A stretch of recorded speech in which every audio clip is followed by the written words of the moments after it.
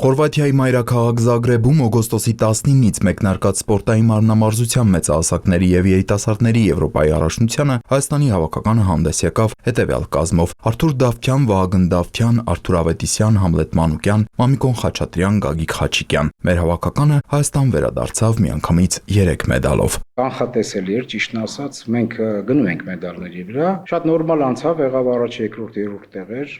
Դե մեր երկրի համար դա շատ լավ է։ Օղակների վարժությունում հաղթելով առաջին անգամ Եվրոպայի չեմպիոն դարձավ Արթուր Ավետիսյանը։ Նա անկախ Հայաստանի պատմության առաջին մարմնամարզիկն է, որը Եվրոպայի առաջնությունում ոսկե մեդալ է նվաճել այս վարժությունում։ Մինչդեռ նախորդ տարի Հայաստան էր վերադարձել բրոնզե մեդալով, իսկ 2024-ին գրավել էր 4-րդ տեղը։ Ամեն մի մեդալ, ամեն մի մրցում ոնց որ ավելի է քեզ ոգևորում, որ մի աստիճանով էլ բարձրանաս։ Չգիտեմ, անցած տարվա Եվրոպայից հետո ոնց որ կոպիտ ասած սառույցը կոտրվեց, ես ինքս ինձ սկսեցի հավատալ։ Մենց որ ստացվեց շատ լավ եղավ, միանգամից ասեմ կարող է հարցնի 2-14 ստացան, ռուս մարզիկն ու մեր Արթուր Ավետիսյան, նա ավելի բարդ էր, ավելի մաքուր չէր, ավելի փնթի կատարեց, քան թե Արթուրը, դրա համար առավելություն տալիս են այն մարզիկին, ով ավելի մաքուր է, դրա համար Արթուրը առաջի տեղ գրավեց։ Գլխավոր մարզիչը գոհ է նաև մյուս 2 մեդալակիրների ելույթից։ Մարզիկները հաղթահարելով հուզմունքն ու ուժերի գերլարումը կարողացել են հասնել մեդալների։ Արծաթե մեդալակիր Համլետ Մանուկյանը, ով շուրջ 1 ամիս է զինվոր է, ընդամենը 1 տասնորդականով է զիջել իտալացի մարմնամարզիկին։ Հիշեցնենք, Մանուկյանը Եվրոպայի չեմպիոն է, ունիվերսիադայի հաղթող և երիտասարդների աշխարհի կրկնակի չեմպիոն։ Այս տարի նժույգ թափեր վարժությունում մրցակցությունը հատկապես մեծ էր, մասնակցում էին օլիմպիական չեմպիոններ, աշխարհի և Եվրոպայի մեդալակիրներ։ Իտալացի մարզիկի հաղթանակը Համլետի համար հետագա պայքարում ավելի մեծ մոտիվացիա է դարձել։ Արծաթե մեդալի համար շատ ուրախ եմ։ Փառք Աստծո, եզրափակչին կարողացանք լավ կատարել մեր վարժությունները։ Այս անգամ այդպես ստացվեց։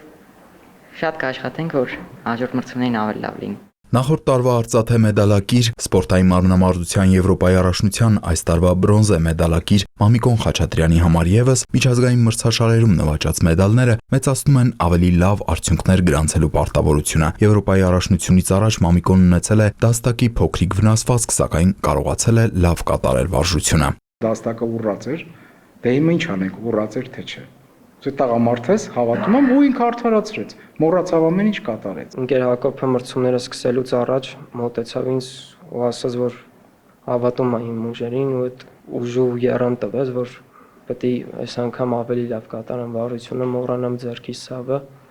ու փառք Աստծո կարողացա կատարել վարժությունս նորմալ։ Մյուս տղաները չնայած մեդալներ չեն ունեցել, սակայն առանձին վարժություններում աչքի են ընկել իրենց առանձնակի ճկունությամբ։ Օլիմպիական խաղերի փոխ-չեմպիոն և բրոնզե մեդալակիր, աշխարհի չեմպիոն, Եվրոպայի եռակի չեմպիոն Արթուր Դավթյանը ի զարմանս շատերի մեդալ չի նվաճել։ Հենաց հատկի վարժության եզրափակչում Դավթյանը զբաղեցրել է 8-րդ տեղը։ Չնայած փայլուն կատարել է առաջին ցատկը, իսկ ահա երկրորդը ձախողել։ Ես եմ կողք եղել, առաջի ցատկը որ թռավ, իր մեջ կձգվավ։ Բայց մենք պետք է պատճառ չենք վերում, էլի։ Եթե նկատած կլնեք, ինքը որ մոստիկը կռացել էր, դզում էր մոստիկը, ինքը դժվար վեր կացավ։ Արթուր Դավթյանի անհաջող ցատկը անհասկանալի է եղել բոլորի համար եւ ազդել հավաքականի տրամադրության վրա, անգամ տխրել է չեմպիոն դարձած Արթուր Ավետիսյանը։ Մինչդեռ հենց սկզբից թիմի ավագ Դավթյանը բոլորին է օգնել։ Ու ամենալավը պատրաստ էր Դավթյան Արթուրը։ Այս քանի անգամ տեսա իդեալական ցատկ էր, որ ինքը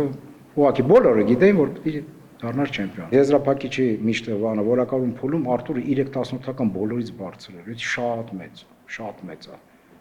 Այնպես որ եթե կատարում էր իր թեկուզ վատագույն ցատկու կանգնում էր 2-3 հատ քայլերում, նա մեկը հաղթում էր առաջի ցատկից հետո։ Հայաստանի հավաքականը լավագույն արդյունքներ գրանցելու ակնկալիքով կշարունակի մարզվել, իսկ մարմնամարզության Եվրոպայի 2027 թվականի առաջնությունը կկայանա Երևանում։